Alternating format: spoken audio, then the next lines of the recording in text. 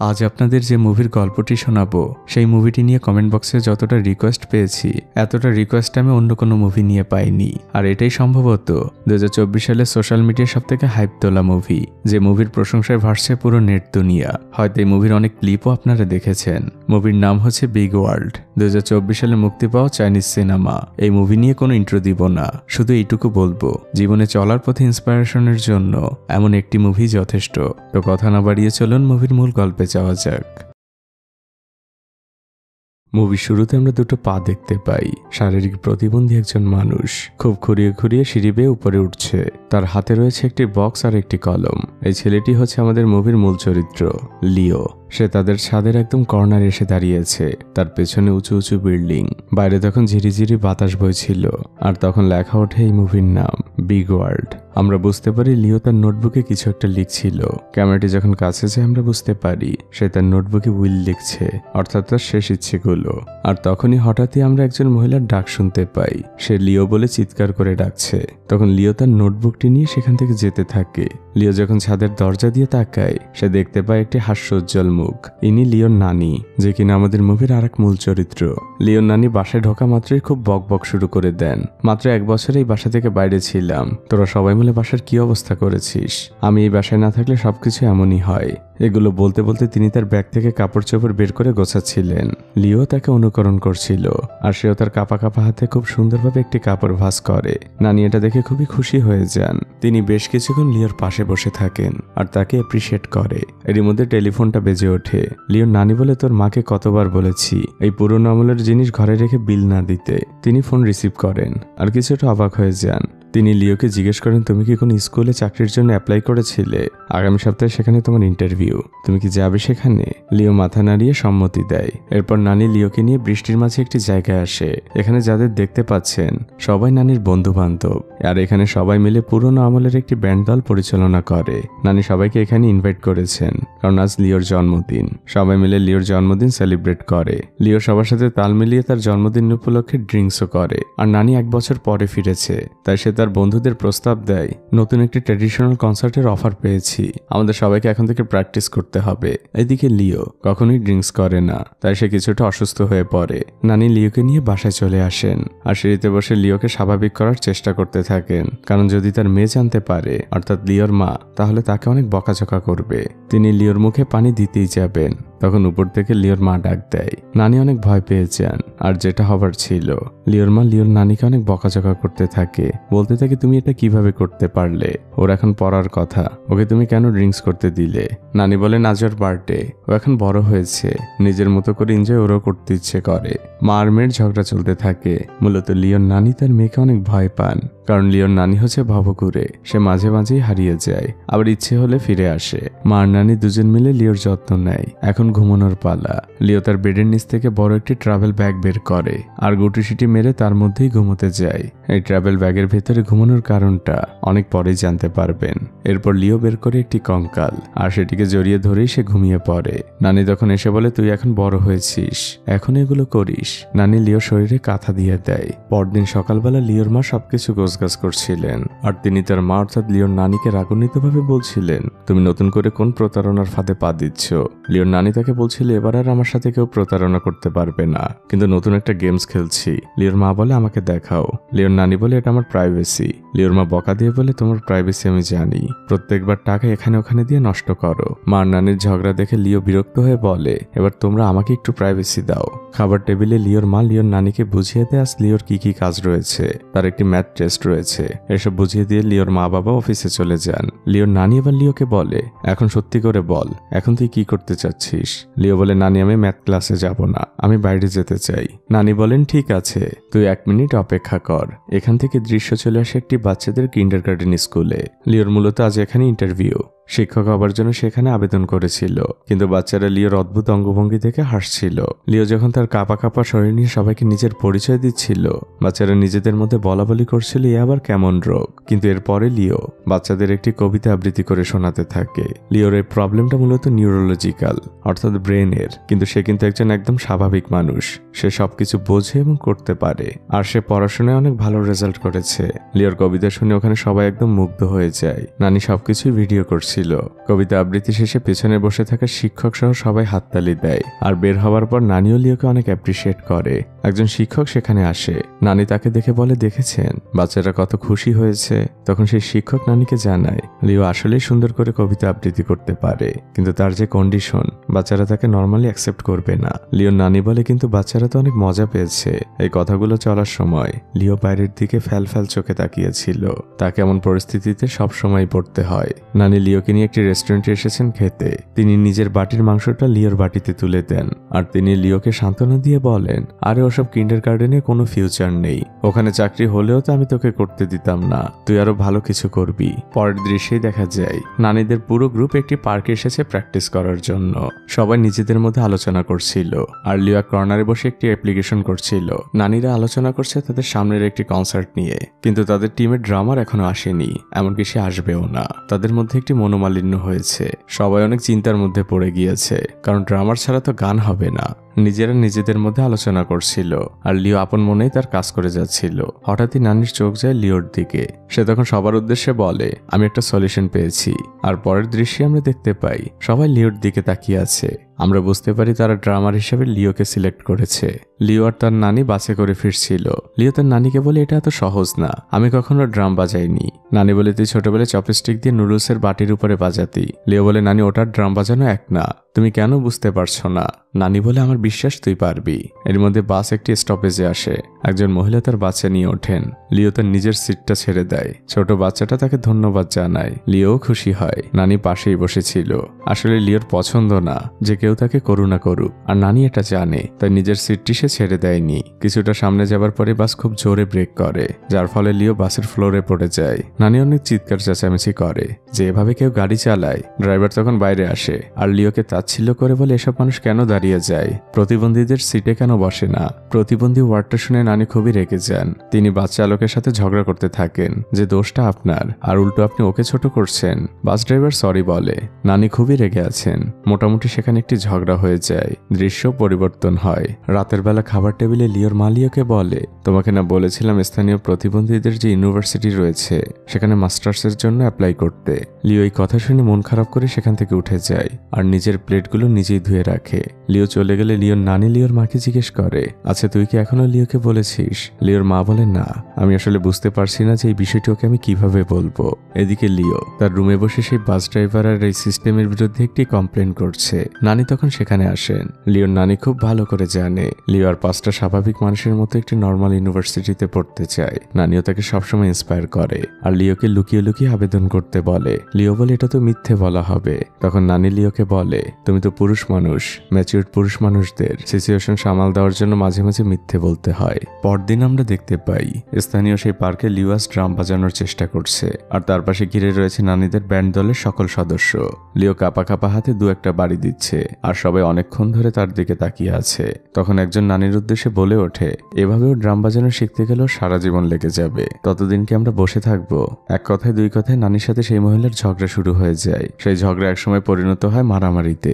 লিও তার মতো করে ড্রাম বাজানোর চেষ্টা করছিল। কিছুটা দূরে একটি গ্রুপ খেলছিল। হঠাৎই লিওর পাশে একটি থ্রোয়িং কিট এসে পড়ে। একটি মেয়ে দূর থেকে চিৎকার করে লিওর কাছে সেই থ্রোয়িং কিটটি চায়। সে তো লিওর অবস্থা জানে না। লিও থ্রোয়িং কিটটি উঠানোর জন্য অনেক চেষ্টা করতে থাকে, কিন্তু সে কোনোভাবেই পারছিল না। তখন বাধ্য হয়ে সেই মেয়েটি লিওর সামনে আসে, আর কিটটি মাটি থেকে উঠায়। লিওর সামনে ড্রাম দেখে সে একটু থেমে যায়। তারপর সে তার আঙুল দিয়ে ড্রামের উপরে 2টি টোকা দেয়। লিও খুশি হয়। মেয়েটি লিওর দিকে তাকিয়ে একটি হাসি দেয়, আর তারপর দৌড়ে সেখান থেকে চলে যায়। এই মেয়েটির হাসি লিওর অনুভূতিতে এক অন্যরকম নাড়া দেয়। হঠাৎই লিওর মাঝে আমরা এক পরিবর্তন লক্ষ্য করি। আসলে লিওর মনটা তো আর 5টা মানুষের মতোই, তারও ভালো লাগা রয়েছে। লিও কল্পনার রাজ্যে হারিয়ে যায়। নানির এক বান্ধবী এসে লিওকে বলে, তোমার নানিকে থামাও। লিও আনমনেই বলে, আমার নানি কখনো ঝগড়ায় হারে না। এখান থেকে দৃশ্য চলে আসে পুলিশ স্টেশনে। নানিদের গ্রুপের সবাইকে সেখানে নিয়ে আসা হয়েছে। সবাই অনেক আহত। তাদের মধ্যে কয়েকজনকে তাদের পরিবারের সদস্যরা এসে ছাড়িয়ে নিয়ে যাচ্ছে। এভাবে একে একে সবাই চলে যায়, আর মাত্র কয়েকজন বাকি। কিন্তু পুলিশ যখন নানির কথা জিজ্ঞেস করে, নানি বলে, আমার মেয়ে এখানে আসবে না, আরও যদি জানতে পারে তাহলে আমার কপালে দুঃখ আছে। তখন পুলিশ সদস্য বলে, তাহলে আপনারা নিজেদের মধ্যে মিউচুয়াল করে নিন। নানি তখন ক্ষমা চেয়ে ওই মহিলার দিকে হাত বাড়ায়। তাদের মধ্যে মিউচুয়াল হয়ে যায়। নানি আর লিও থানা থেকে মুক্তি পায়। তারা বড় একটি রাস্তার পাশে সিগন্যালে দাঁড়িয়ে আছে। লিও খুব ধীরে ধীরে হাত দিয়ে ড্রাম বাজাচ্ছিল। কিছুক্ষণ পর বিষয়টি নানি লক্ষ্য করেন। লিও ভালোই বাজাচ্ছে। তখন নানিও তাকে উৎসাহ দেয়। নানিও লিওর সাথে বাজাতে শুরু করে। তিনি লিওকে খুবই ইন্সপায়ার করছেন। লিওর ড্রাম বাজানোর গতি আরো বেড়ে যায়। নানি এত অল্প সময় লিওর এতটা ইমপ্রুভমেন্ট দেখে খুবই খুশি হন। দৃশ্য পরিবর্তন হয়। লিও বাসা ফিরে আজও নতুন একটি ইউনিভার্সিটিতে অ্যাপ্লিকেশন করছিল। অ্যাপ্লিকেশন শেষে সে তার হাতের দিকে তাকায়। আর তখন তার কল্পনায় আসে সেই মেয়েটি আর তার সেই মুহূর্তটি যেটা এখনো লিওর হৃদয়ে গেঁথে আছে। রাতের বেলা লিওর মা লিওর কাছে আসেন আর লিওকে তিনি বুঝিয়ে বলেন, আমি আর তোমার বাবা একটু লং ভ্যাকেশনে যাচ্ছি।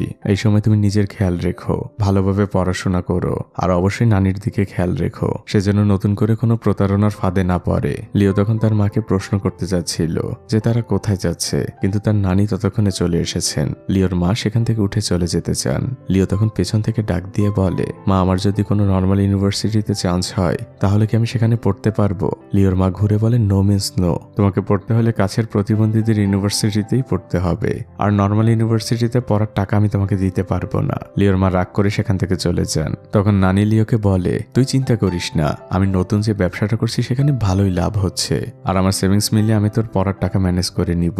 পরদিন নানিদের ব্যান্ডের সবাই সেই পার্কে জড়ো হয়েছে।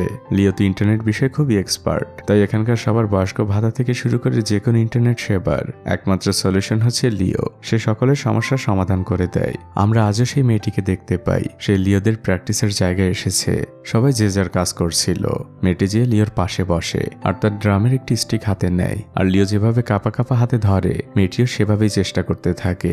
তখন লিও ধীর গলায় বলে, আপনি স্বাভাবিকভাবেই ধরতে পারেন, আমার মতো করে ধরার দরকার নেই। মেয়েটি লিওকে প্রশ্ন করে, আচ্ছা ড্রাম বাজানো কি খুব মজার? লিও বলে, আমি ভালোভাবে বলতে পারবো না, কারণ আমিও কোনো এক্সপার্ট না, আমি মাত্র শিখছি। এর মধ্যে দূর থেকে আমরা এই গ্রুপের পুরনো ড্রামারকে দেখতে পাই, যাকে দেখে ওখানকার সবাই খুবই অবাক হয়। আর সে কাছে আসা মাত্রই নানি তাকে বলে, আমরা তো নতুন ড্রামার খুঁজে পেয়েছি। তখন সেই পুরনো ড্রামার লিওর দিকে তাকিয়ে হাসি দেয় আর বলে, ও নতুন ড্রামার, ও তো ঠিকভাবে স্টিকই ধরতে পারে না। তখন লোকটি লিওর পাশে বসে নতুন এক তালে ড্রাম বাজাতে শুরু করে। এবার লিওর পাশে বসে থাকা মেয়েটি লিওকেও বলে বাজাতে। লিও এবার ধীরে ধীরে বাজাতে শুরু করে। লোকটি তার ড্রাম বাজানোর স্টাইল চেঞ্জ করে, সাথে সাথে লিও চেঞ্জ করে। লিওর ড্রাম বাজানোটা একদম ওনার মতো না হলেও অনেকটাই কাছাকাছি হচ্ছিল। এভাবে একসময় তাদের দুজনের মধ্যে প্রতিযোগিতা শুরু হয়ে যায়। লোকটিও খুব দ্রুত বাজিয়ে চলেছে আর তার সাথে তাল মিলিয়ে লিও বাজিয়ে যাচ্ছে। ওখানে সবাই একদম অবাক হয়ে যায়। প্রতিযোগিতা চলতেই থাকে। দুজনে একদম ঘেমে গিয়েছে আর সবাই অপলক দৃষ্টিতে সেদিকে তাকিয়ে আছে। একসময় লিওর হাত থেকে একটি স্টিক ছুটে পড়ে যায়। লোকটিও তার ড্রাম বাজানো থামিয়ে দিয়ে হাঁপাতে থাকে। সবাই হাততালি দেয়। সবাই লিওর অনেক প্রশংসা করে।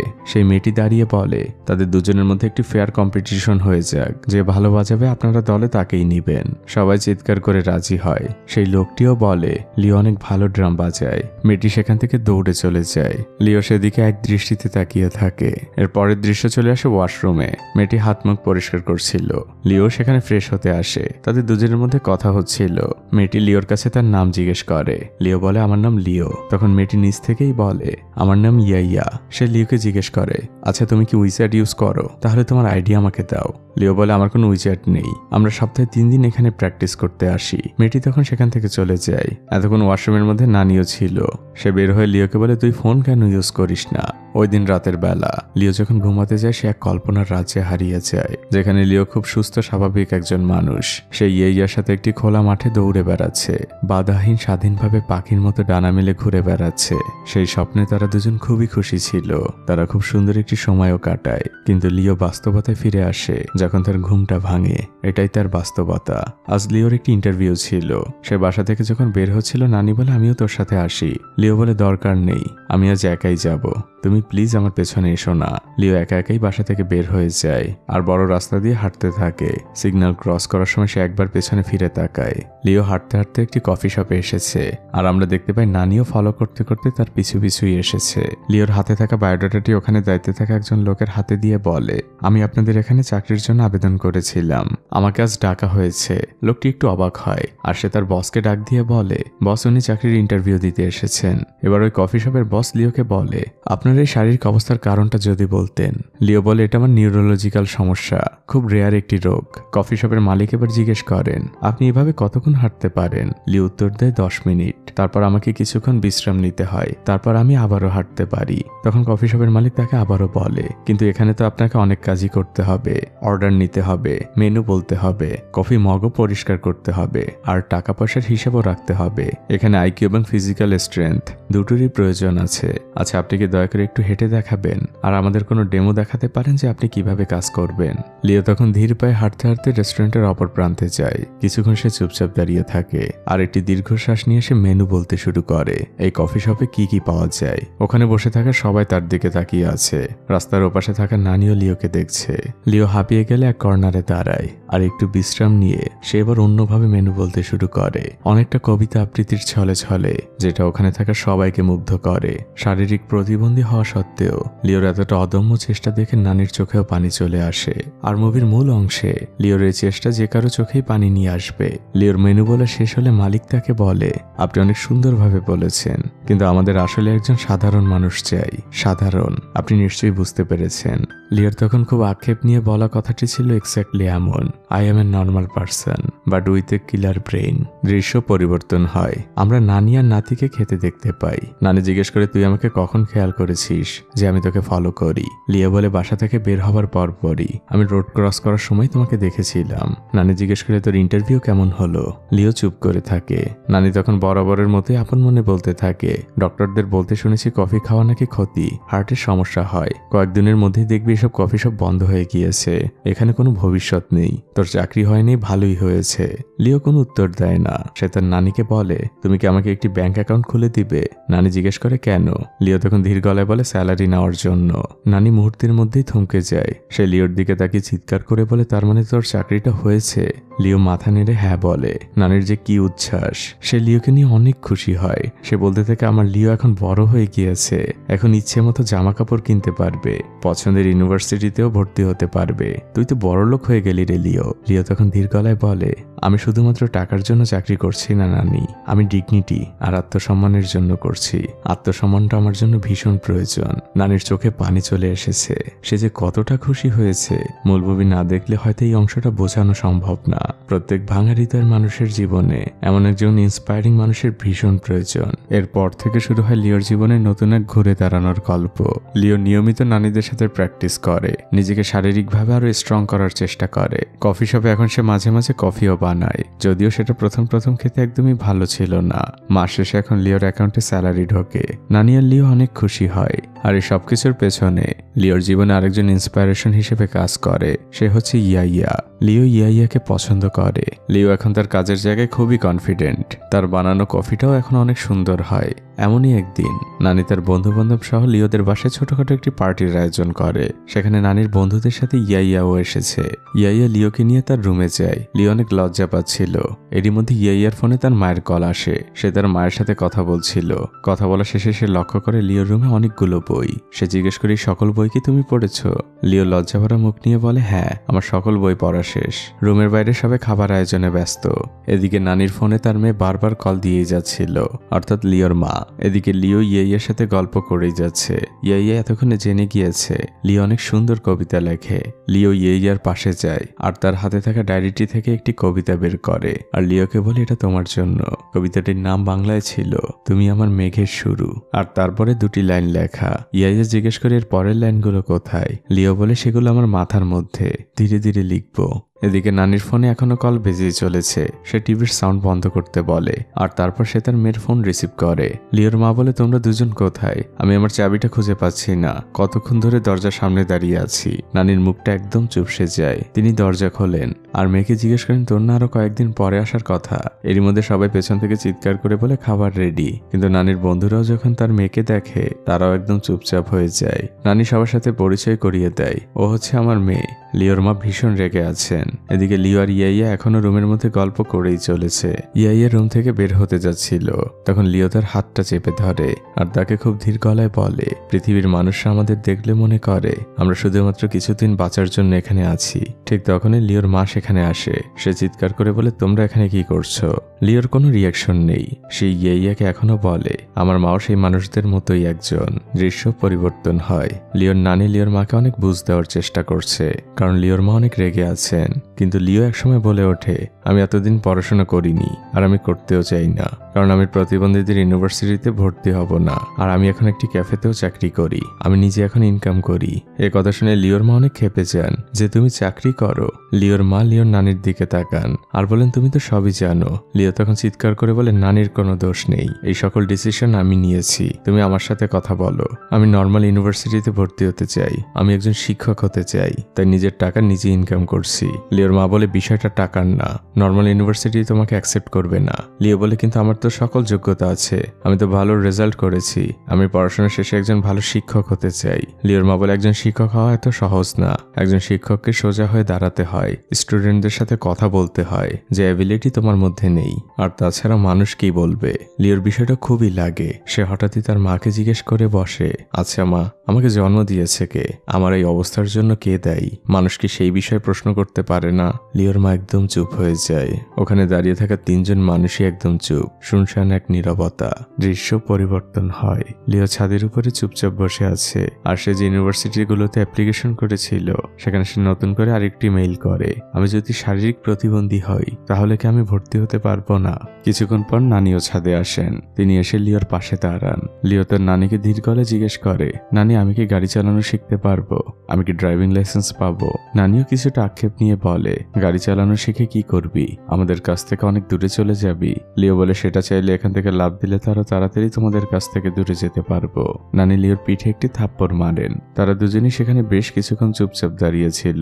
লিওর মধ্যে লাস্ট কয়েকদিন যে আত্মবিশ্বাসটা ছিল, হঠাৎই সেটা অনেকটাই কমে এসেছে। নানি তাকে নিয়ে নিয়মিত ট্রেনিং সেশনে যান। সেখানে লিওর মতো অনেকেই আসে, অনেক ছোট বাচ্চারাও আসে, যাদের মায়েরা আড়ালে যেয়ে কাঁদে। আর এর কোনো কিছুই লিওর চোখ এড়ায় না। সে বাসা ফিরে তার মায়ের শরীরে কাঁথা দিয়ে দেয়। বেশ কিছুক্ষণ চুপচাপ মায়ের পাশে বসে থাকে। লাস্ট দিন মায়ের সাথে সে অনেক খারাপ ব্যবহার করেছে। নানি লিওকে গাড়ি চালানোর ট্রেনিং সেন্টারেও নিয়ে যান। এখন দৃশ্য পরিবর্তন হয়। আজ ছিল লিও আর নানিদের পুরনো ড্রামারের মধ্যে ভোট। যে জিতবে সেই নানিদের সাথে মূল অনুষ্ঠানে অংশগ্রহণ করবে। কিন্তু সেই লোকটি এখন আর লিওকে প্রতিদ্বন্দ্বী মনে করে না। মনে মনে সেও চায় লিওই যাক। সে যে পাশে চুপচাপ বসে থাকে। আর আমরা বুঝতে পারি সে হার্ট অ্যাটাক করেছে। তাকে হসপিটালে নিয়ে যাওয়া হয়। লিওর নানি তখনও পার্কে ছিল। নানি বিভিন্ন জায়গায় কথা বলছিল। তখন হঠাৎই নানির ফোনে একটি মেসেজ আসে। নানি স্তব্ধ হয়ে যায়। সে লিওকে খুব ধীর গলায় ডাকতে থাকে আর কিছু একটা বলতে চাচ্ছে, কিন্তু কিভাবে বলবে সে বুঝে উঠতে পারছে না। কিন্তু তারপরও নানি লিওকে বলে, তুমি এখন একজন বড় ভাই হয়েছো, তুমি কি যাবে দেখতে তোমার ছোট বোনকে? এর পরের দৃশ্য চলে আসে হসপিটালে। নানি আর লিওর ছোট বোনকে দেখতে এসেছে। লিওর মাকে ওয়াশরুমে নিয়ে যাওয়া হচ্ছিল। সবাই সেদিকেই ব্যস্ত ছিল। লিও ধীর পায়ে তার ছোট বোনের কাছে যায়। সে দূর থেকেই দেখছিল, কিন্তু বাচ্চাটি তখন কাঁদতে শুরু করে। লিও কোনোভাবে তাকে সান্ত্বনা করার জন্য তার পাশে যায় আর দূর থেকেই শান্ত করার চেষ্টা করে। কিন্তু লিওর মা ওয়াশরুম থেকে বের হয়ে চিৎকার করে ওঠে। সে ভাবে হয়তো লিও বাচ্চাটাকে কাঁদাচ্ছে। লিও একদম চুপ হয়ে যায়। সে মনে মনে অনেক কষ্ট পায়। এই বিষয়টি কেউ না বুঝলেও নানি বুঝতে পারে। নানি আর লিও বড় একটি রাস্তার পাশে দাঁড়িয়ে আছে। লিও নানিকে জিজ্ঞেস করে, নানি, তুমি তো সবই জানতে? নানি উত্তর দেয়, হ্যাঁ। লিও বলে, নানি, তোমরা আমাকে কেন বলনি? নানি লিওকে বুঝিয়ে বলেন, তোর মা তোকে কয়েকবারই বলতে চেয়েছে, কিন্তু কিভাবে বলবে বুঝে উঠতে পারেনি। আর তাছাড়া তোর মায়ের ডায়াবেটিক্স অনেক বেশি ছিল, তাই বাচ্চা মিসক্যারেজেরও চান্স ছিল। লিও তখন খুব আক্ষেপ নিয়ে বলে, নানি, তোমরা আমাকে কেন সমাজের একজন মানুষ হিসেবে গণ্য করো না? লিওর মনে পড়ে যায় সেদিনের কথা, যেদিন সে তার মায়ের সাথে ঝগড়া করছিল। সেদিন লিও অনেক আক্ষেপ নিয়ে তার মাকে বলেছিল, মা, আমি তো একটা চিড়িয়াখানার জন্তুর মতো, মানুষ আমাকে দেখলে ভয় পায়। লিও তার মাকে তার অনেক অভিযোগের কথা বলেছিল। তার মাও লিওর সাথে ওই দিন অনেক খারাপ ব্যবহার করেছিল। পরদিন লিও ড্রাইভিং স্কুলে একাই গাড়ি চালাচ্ছিল। নানি দূর থেকে দেখছিল আজ, কিন্তু লিওর আজ উদ্দেশ্য ছিল অন্য। সে অনেক জোরে গাড়ি চালাচ্ছিল। আর একসময় আমরা অনেক হার্ট ব্রেকের শব্দ শুনতে পাই। নানি যে লিওকে জিজ্ঞেস করি, তুই এসব কেন করছিস? লিওর চারপাশটা আসলে অনেক বেশি নীরবতায় ঘিরে ধরেছে। লিওদের কফি শপে লিওর বানানো নতুন একটি চকলেটের লঞ্চিং হচ্ছে আজ। তারই ভিডিও শুট চলছিল। রেস্টুরেন্টের ওনারও বিষয়টি নিয়ে অনেক এক্সাইটেড। ভিডিও শুট শেষে লিও তার বানানো চকলেট ভর্তি একটি ব্যাগ নিয়ে বাইরে অপেক্ষা করছিল। কিছুক্ষণ পর ইয়াইয়া সেখানে আসে। সে লিওর জন্য বাসা থেকে খাবার বানিয়ে নিয়ে এসেছে। লিও সেই খাবার খুব তৃপ্তি নিয়ে খাচ্ছিল আর তারা দুজন মিলে গল্প করছিল। একসময় লিও ইয়াইয়াকে বলে, আমি আজ বাসায় যেতে চাই না, তুমি কি আমাকে ঘুরতে নিয়ে যাবে? ইয়াইয়া খুশি মনেই রাজি হয়। তারা দুজন মিলে একটি ঐতিহাসিক মিউজিয়ামে এসেছে। চারপাশের জিনিসগুলো তারা দুজনে ভালোভাবে দেখছিল। হঠাৎই আমরা লক্ষ্য করি লিও তার কাপা কাপা হাত দিয়ে ইয়াইয়ার হাত দুটো স্পর্শ করার চেষ্টা করছে, আর অনেকটা চেষ্টায় সে ইয়াইয়ার হাত ধরে ফেলে। কিন্তু ইয়াইয়া তখন থমকে যায়। সে বুঝতে পারে লিওর এই হাত ধরার কারণ। সে তখন লিওকে বলে, আমি একটু ওয়াশরুমে যাব। এটা বলে ইয়াইয়া সেখান থেকে দৌড় দেয়। সে আসলে কোনো ওয়াশরুমে যাচ্ছে না, সে লিওকে শুধুমাত্র বন্ধুই ভাবে। কিন্তু এখন সে বুঝতে পারছে লিও তাকে নিয়ে স্বপ্ন দেখছে। ইয়াইয়া উপরে যে শেষবারের মতো লিওর দিকে তাকায় আর তাকে বাই বলে। এই বিদায়ের মানে লিও খুব ভালোভাবেই বুঝতে পারে। সেও হাত নেড়ে বিদায় জানায়। এরপর একা একাই মিউজিয়াম ঘুরতে থাকে। আর লিও ইয়াইয়াকে নিয়ে যে কবিতাটি লিখেছিল, তুমি আমার মেঘের শুরু, সেই কবিতার বাকি লাইনগুলো সে ব্যাকগ্রাউন্ড থেকে বলতে থাকে। অনেক কাজ ছিল ছেলেটি। এই পৃথিবী আর সমাজ তার প্রতিবন্ধকতাকে স্বাভাবিকভাবে নেয়নি। প্রত্যেকটা মুহূর্তে তাকে অবহেলার শিকার হতে হয়। লিও বাসায় ফিরে আসে আর দরজা বন্ধ করে দেয়। নানি এসে জিজ্ঞেস করে, তোর হাতে ওগুলো কি? লিও বলে, মায়ের জন্য আনা কিছু গিফট, আমার নিজের অর্জন। নানি সাথে সাথে একটি চকলেটের বক্স খোলে আর খুব খুশি মনে খেয়ে নেয়। কিন্তু সে আনমনেই বলে, তোর মা তো এসব খাবে না, তার তো ডায়াবেটিক্স অনেক হাই। এটা বলে নানি চলে যায় রান্নাঘরে। আর তখন আমরা লক্ষ্য করি লিও একে একে ওই বক্স থেকে চকলেট খুলছে আর মুখের মধ্যে ভরছে। একসময় তার অবস্থা দম আটকে যাওয়ার মতো হয়। নানি তখন দৌড়ে এসে লিওকে ধরে ফেলে আর তার মুখ থেকে চকলেটগুলো বের করে ফেলার চেষ্টা করে। লিও মাটিতে পড়ে যায় আর তার চোখের সামনে তখন ভেসে ওঠে সেই ছোটবেলার কথা। সেই ছোট্ট লিও যে ঘরের আসবাবপত্র ধরে ধরে হাঁটতো। সেদিন সে একটি ট্রাভেল ব্যাগের মধ্যে ঢুকে তা আটকে দিয়েছিল। তার বাবা মা বাইরে তাকে অনেক খোঁজাখুঁজি করে বাসায় আসে। তারা দুজন মিলে অনেক হাঁপিয়েছিল। তখন লিওর মা লিওর বাবাকে বলছিল, লিওকে যদি সত্যি আমরা আর খুঁজে না পেতাম তাহলে আমাদের জীবনটা কতই না সুন্দর হতো। লিওর বাবাও বলে হ্যাঁ। আর এই সকল কথা ব্যাগের মধ্যে লুকিয়ে থাকা লিও শুনছিল। আর সেদিন থেকে লিও পৃথিবীর বাস্তবতা বুঝেছিল। সে বুঝেছিল সে তার পরিবারের কাছেও কত বড় বোঝা। ওই ব্যাগের মধ্যে বসে অনেক কেঁদেছিল সে সেদিন। আজ কল্পনার রাজ্যে লিও সেদিনের কথাগুলোই মনে পড়ছে। তখন আমরা মেশিনের বিপ বিপ শব্দ শুনতে পাই। হসপিটালে লিওর জ্ঞান ফিরে আসছে। তার পাশেই তার মা চুপচাপ বসে আছেন। লিও চোখ খুললে লিওর মা তার কাছে যেয়ে ধীর গলায় বলে, তুমি কথা বলার চেষ্টা করো না, তোমার কণ্ঠনালীর কিছুটা অংশ কাটতে হয়েছে, তোমার কথা বলতে আরো কয়েকটা দিন সময় লাগবে। এরপরে লিওর মা লিওকে ধীরে ধীরে বলতে শুরু করেন, আমার গতকাল মনে পড়ছিল তোর জন্মের কথা।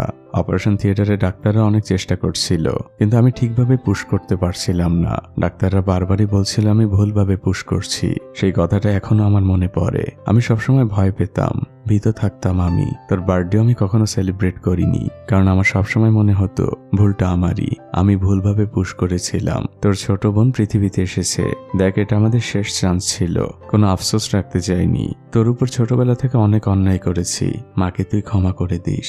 লিওর মা লিওর পাশে বসে অনেক কাঁদছে, তার কান্নায় চারপাশটা ভারী হয়ে উঠেছে। লিও অনেক কষ্টে তার হাত দুটো উঁচু করে তার মাকে সান্ত্বনা দেয়। দৃশ্য পরিবর্তন হয়। লিও সুস্থ হয়ে বাড়ি ফিরে এসেছে। মধ্যরাতে নানি ছাদে একা চুপচাপ বসেছিল। লিও তখন ছাদের উপরে আসে আর সে এসে নানির পাশে বসে। নানির গলায় ছোট একটি কাটা দাগ ছিল। লিও সেখানে স্পর্শ করে বলে, নানি তুমি কখনো বলনি এই কাটা দাগটা কিভাবে হয়েছিল। নানি বলে, তাহলে শোন, তখন আমি তিব্বত থেকে ফিরছিলাম। অনেক বছরের জমানো টাকা আমার কাছে ছিল। পথের মধ্যে আমাকে ছিনতাইকারী ধরেছিল। তারা আমার গলায় চাকু ঠেকিয়ে বলেছিল সকল টাকা দিয়ে দিতে, কিন্তু তখন আমি বলেছিলাম এই টাকা আমার মেয়ের জন্য, 1 টাকাও দিব না। সেই ছিনতাইকারী আমার গলায় ছুরি চালিয়ে দেয়। অনেক রক্ত বের হচ্ছিল, কিন্তু আমি টাকা দেইনি। লিও জিজ্ঞেস করে, তারপর কি হলো? নানি বলেন, একজন ট্রাক ড্রাইভার আমাকে বাঁচিয়েছিল। লিও বলে, তুমি কি কখনো মাকে বলেছো এই কথাগুলো? নানি বলে, না, কি দরকার, ও শুনলে মন খারাপ করবে। এরপর তারা দুজনই চুপচাপ বসেছিল। নানি হঠাৎই লিওকে জিজ্ঞেস করে, তুই কি এখনো মার উপরে কষ্ট পেয়ে আছিস? লিও চুপ করেই বসে থাকে। তখন নানি লিওকে বলে, দেখ পৃথিবীর কোনো মাই খারাপ হয় না, কোনো মানুষও খারাপ হয়ে জন্মায় না। পরিস্থিতি আমাদের ভালো খারাপ বানায়। তোর মায়ের যখন জন্ম হলো আমার বয়স তখন 21। জন্মের 1 মাস পরে ওর বাবা আমাকে ছেড়ে অন্য এক মহিলার সাথে চলে গেল। ওর পুরো দায়িত্ব এসে পড়লো আমার কাঁধে। তাই ওকে রেখে চলে গিয়েছিলাম তিব্বতে টাকা উপার্জন করব বলে। উপার্জনও করেছি, টাকা পাঠিয়েছি নিয়মিত, কিন্তু এর মাঝে কেটে গিয়েছিল অনেকগুলো বছর, সংখ্যায় সেটা 15 বছর। এই 15 বছর ও একবারও আমাকে মা বলে ডাকেনি। ও ওর যখন আমাকে ভীষণ প্রয়োজন ছিল আমি ওকে টাকা দিতে পারলেও সময় দিতে পারিনি, তাই মার উপর কষ্ট পাস না, তোর মায়ের জীবনটাও সহজ ছিল না। এই কথাগুলো বলতে বলতে নানি আর নাতি দূরের উঁচু বিল্ডিংগুলোর দিকে তাকিয়ে আছে। এখন সেখানে মিটিমিটি করে কয়েকটি রুমের আলো জ্বলছে। শহরের ওই বড় বিল্ডিংগুলোর প্রত্যেকটা জানালার মানুষের হয়তো আলাদা আলাদা গল্প রয়েছে।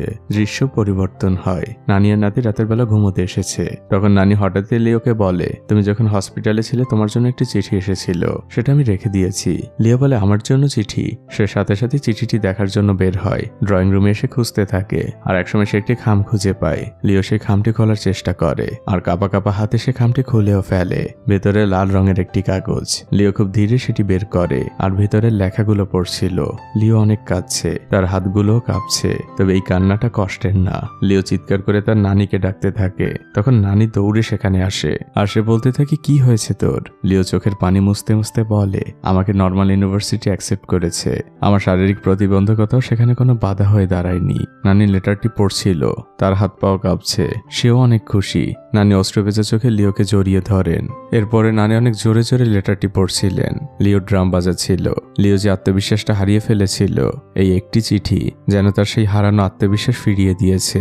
সে তার জীবনটাকে আরো একটিবার নতুন করে শুরু করে। লিওর খুশির মুহূর্তগুলোতে সব থেকে বেশি খুশি হয় তার নানি। নানি লিওর জন্য জমানো টাকার রিসিপ্টগুলো দেখছিল। লিওর ভবিষ্যতের জন্য এগুলো জমিয়েছে সে, হয়তো সেগুলোর আর এখন খুব বেশি প্রয়োজন হবে না। নাতির সাফল্যের কথা চিন্তা করে অনেক কাঁদছিলেন এই ভদ্র মহিলা। দৃশ্য পরিবর্তন হয়। নানিদের পুরো ব্যান্ড দল রেল স্টেশনে এসেছে। তারা সবাই সেই কনসার্টে অংশ নেওয়ার জন্য রওনা হয়েছে। সবার মধ্যে এক উৎসবমুখর পরিবেশ। সবাই অনেক খুশি। লিও তাদের সাথে রয়েছে, কারণ সেও এখন এই গ্রুপের সদস্য। সে ড্রাম বাজাবে। সবাই ওয়েটিং রুমে ট্রেন আসার অপেক্ষা করছে আর নিজেদের মধ্যে গল্প করছে। কিন্তু লিও এক কর্নারে চুপচাপ বসে বই পড়ছিল। হঠাৎই লিওর চোখ যায় বাইরের দিকে। সে বাইরে ইয়াইয়াকে দেখতে পায়, কিন্তু ইয়াইয়া তাদের সাথে দেখা করার জন্য আসেনি। এদিকে নানি যখন ওয়াশরুমে যায়, তার ফোনে একটি কল আসে। কলটা ছিল পুলিশ স্টেশনের। নানি ভাবে হয়তো কেউ প্র্যাঙ্ক করছে, কিন্তু পর মুহূর্তে তিনি বুঝে যান তারা যে প্রোগ্রামে যাচ্ছে তার অর্গানাইজার অ্যারেস্ট হয়েছে, কারণ এই প্রোগ্রামটাও ছিল একটি স্ক্যাম। নানির মনটা ভেঙে যায়। এদিকে ইয়াইয়া এতক্ষণে চলে গিয়েছে। নানি যখন ওয়াশরুম থেকে বের হয়, তখন সবাই রেডি হয়ে যায় রওনা দেওয়ার জন্য। তখন নানি সবাইকে থামিয়ে দেয় আর বলে, সবার উদ্দেশ্যে আমার একটি ঘোষণা রয়েছে। আমরা যে প্রোগ্রামে যাচ্ছি সেখানে যাওয়া হচ্ছে না, এটা ক্যান্সেল হয়েছে, কারণ অর্গানাইজারকে পুলিশ ধরে নিয়ে গিয়েছে। তবে তোমরা চিন্তা করো না, আমি তো বারবার প্রতারণার শিকার হই, তাই এবার আর তাকে কোনো অ্যাডভান্স টাকা দেইনি। সকল টাকাই আমার কাছে রাখা আছে, শুধু আমাদের ট্রেনের টিকিটটা লস হবে। এই কথাগুলো বলার সময় নানির ফোনে আরো একটি কল আসে চীনের বাস মন্ত্রণালয় থেকে। সেখানে জরুরি সবাই লিওকে ইনভাইট করা হয়েছে। তারা সবাই মিলে সেখানে যায়। অনেক মিডিয়া এসেছে সেখানে। সবাই লিওদের ওয়েলকাম করে। চীনের কয়েকজন মন্ত্রীও সেখানে উপস্থিত ছিল। মূলত কয়েক মাস আগে লিও যে ওই বাস ড্রাইভারের বিপক্ষে কমপ্লেন করেছিল, সেটা কর্তৃপক্ষের নজরে এসেছে এবং ওই ড্রাইভার সহ আরো অনেককে তারা নতুনভাবে প্রশিক্ষণে পাঠিয়েছে। তারা চীনের প্রত্যেকটি নাগরিকের জন্য একটি সেফ পরিবহন ব্যবস্থা গড়ে তুলতে চায়। লিওর করা এই অ্যাপ্লিকেশনের জন্য মন্ত্রণালয় থেকে লিওকে অনেক সাধুবাদ জানানো হয়। সবাই হাততালি দেয়। লিওর জন্য কিছু উপহারেরও ব্যবস্থা করা হয়েছে। সেখানে ছিল চাল, ডাল, তেল। লিওকে সেগুলো দেওয়া হয় আর তারপর লিওকে ওয়েলকাম করা হয় সবার উদ্দেশ্যে কিছু বলতে। লিও পা খড়িয়ে খড়িয়ে মঞ্চে ওঠে আর তারপর মাইকের কাছে যায়। লিও এবার বলতে শুরু করে, আমি ভেবেছিলাম আমাকে এখানে হয়তো সাক্ষীর জন্য ডাকা হয়েছে, কিন্তু এখানে আসার পরে বিষয়টি দেখলাম অন্যরকম। আমি কর্তৃপক্ষের কাছে এই বিষয়ে কৃতজ্ঞ। তবে আপনারা সবাই নিশ্চয়ই একটি বিষয় খেয়াল করেছেন, আমাকে কিছু উপহার দেওয়া হয়েছে, চাল, ডাল, তেল। এই বিষয়টা নিয়ে আমি মোটেও অখুশি না। তবে আপনাদের কাছে একটি প্রশ্ন করতে চাই, আজ যদি কোনো সুস্থ স্বাভাবিক মানুষ এই কমপ্লেন করত, তাহলে কি আপনারা এমনটা আয়োজন করতেন, তুলে দিতেন তাদের হাতে এমন সাহায্য নামক উপহার? আসলে আপনারা আমাদের প্রতি দৃষ্টিভঙ্গি বদলাতে পারেননি। দেখুন, আমরা যে শারীরিক প্রতিবন্ধী হয়ে জন্মগ্রহণ করি, এই দোষটা আসলে কার? আমার মা, বাবা, নানি কেউ উত্তর দিতে পারেনি। আমি আমার ডক্টরকেও জিজ্ঞেস করেছিলাম, তিনিও পারেননি। দোষটা নিশ্চয়ই আমাদের না, কিন্তু আমরা তো এই বিশাল পৃথিবীর ক্ষুদ্র একটা অংশ। আমাদের আসলে ওই সাহায্যগুলোর প্রয়োজন নেই। আমাদের সব থেকে বেশি যেটা প্রয়োজন সেটা হচ্ছে দৃষ্টিভঙ্গি বদলানোর। আপনারা আমাদের আপনাদের মতো করে নাই ভাবতে পারেন, কিন্তু আমাদেরকে সবসময় করুণার চোখে না দেখার অনুরোধ রইল। ওই চাল, ডাল, তেলের থেকে আমাদের মতো মানুষের সব থেকে বড় উপহার হবে আপনাদের দৃষ্টিভঙ্গি বদলানো। দৃশ্য পরিবর্তন হয়। লিওর প্রতি দৃষ্টিভঙ্গি প্রথমে বদলাতে শুরু করেছে তার পরিবার থেকে।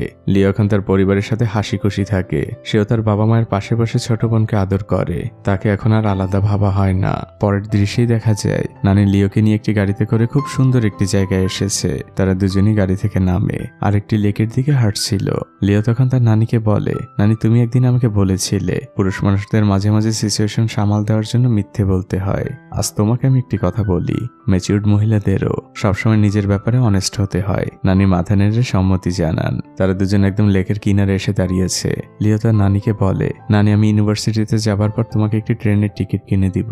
তোমার যেখানে ইচ্ছে তুমি যাও, তোমার যা দেখার ইচ্ছে তুমি দেখো। পুরোটা জীবন আমার জন্য অনেক কিছু করেছো, এখন আমি তোমার মুখে হাসি দেখতে চাই। আর আমার জীবনের বাকিটা পথ আমাকে নিজ পায়ে দাঁড়াতে দাও। নানি অস্ত্রবেজা চোখে মাথা নেড়ে সম্মতি জানায় আর তারপর একটি দীর্ঘশ্বাস নিয়ে বলে, লাইফ ইজ বিউটিফুল। এরপর শুরু হয় চমৎকার একটি গান। ক্যামেরা ধীরে ধীরে পেছনে যেতে থাকে আর একসময় সেটা অন্ধকারে হারিয়ে যায়। আর মুভিটি এখানেই শেষ হয়। এই মুভি শেষে একটা কথাই বলতে পারি, আমাদের প্রত্যেকের জীবনে নানির মতো এমন একজন ইন্সপিরেশন দেওয়া মানুষের ভীষণ প্রয়োজন। এমন মানুষ জীবনে থাকলে ভাঙা হৃদয়গুলোকে আবারও জোড়া লাগিয়ে সামনের দিকে আগানো যায়, ঘুরে দাঁড়ানো যায় যে কোনো পরিস্থিতিতে। কিন্তু সেই ইন্সপায়ার করার মতো মানুষের ভীষণ অভাব আমাদের জীবনে। তাই আপনার জীবনে যদি এমন মানুষের অভাব থাকে, আক্ষেপ না করে আপনি নিজে অন্য কাউকে ইন্সপিরেশন যোগান, দেখবেন তাতেও শান্তি পাবেন। তো এই বহুল আলোচিত মুভির গল্পটি আপনার কাছে কেমন লাগলো আমাকে অবশ্যই কমেন্ট করে জানাবেন। ভালো থাকবেন আপনারা, দোয়া করবেন আমার জন্য। আজকের মতো বিদায়।